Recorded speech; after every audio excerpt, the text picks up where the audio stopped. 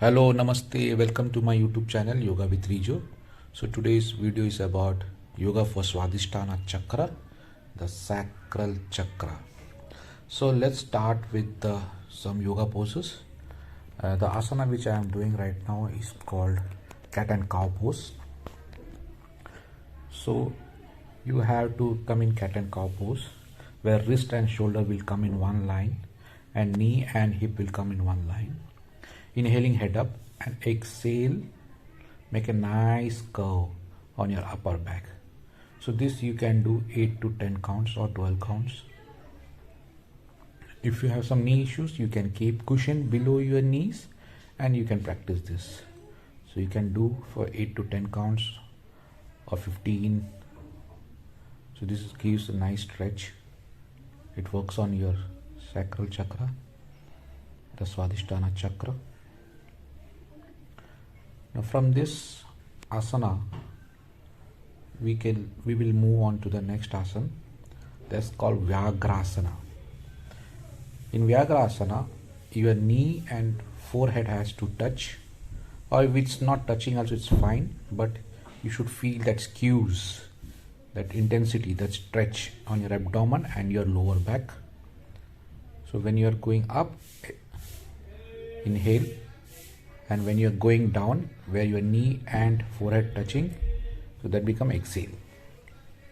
So this you can do 8 to 10 counts or 12 counts on each side. So amazing stretch you will feel on your lower back and on your abdomen. So in the last you have to hold the posture. Now after doing this posture, you have to go to the child pose or Virasana, where your knees will be away apart from each other and forehead to the floor and elbows will be straight. And from here we move to the next posture. So you have to adjust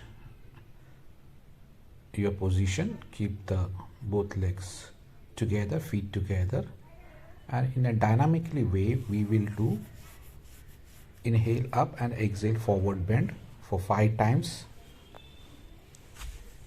This is called Paschimottanasana. After doing 5 to 6 times, you get a nice stretch and hold in this position for few seconds.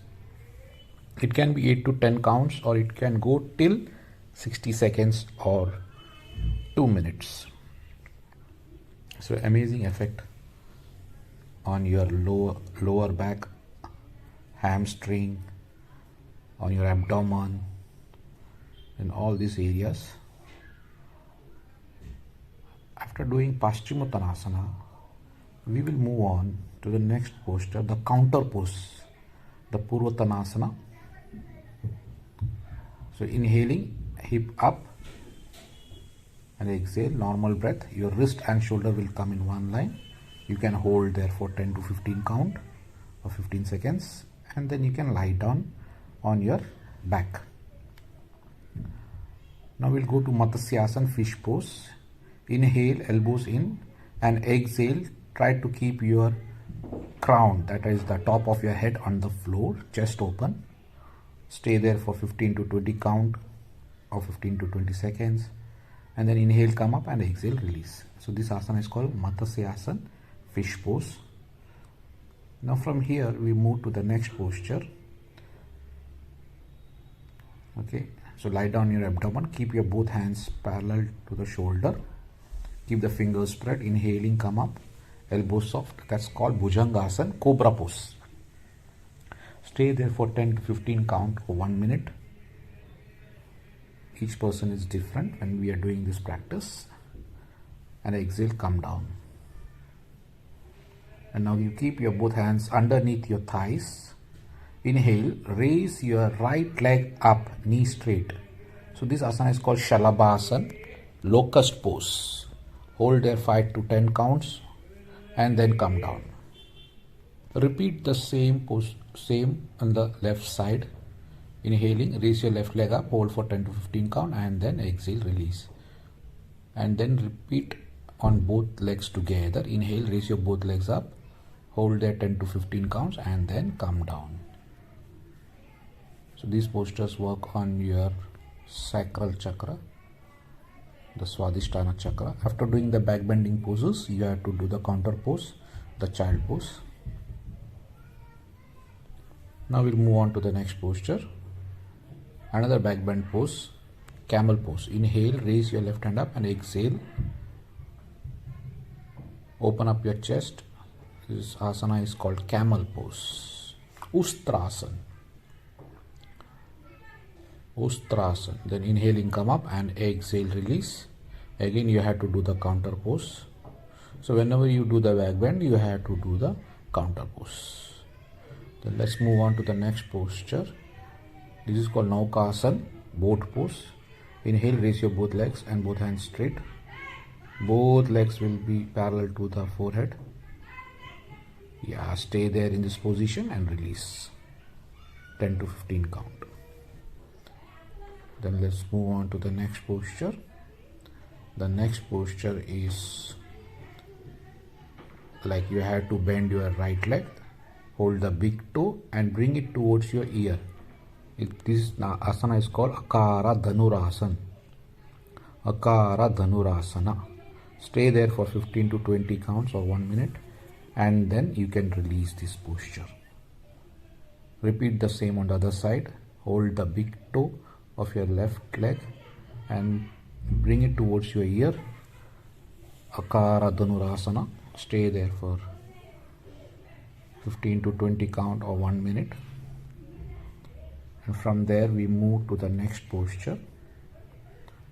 This bound angle pose, you can hold it in this manner, or you can do butterfly, flap your knees.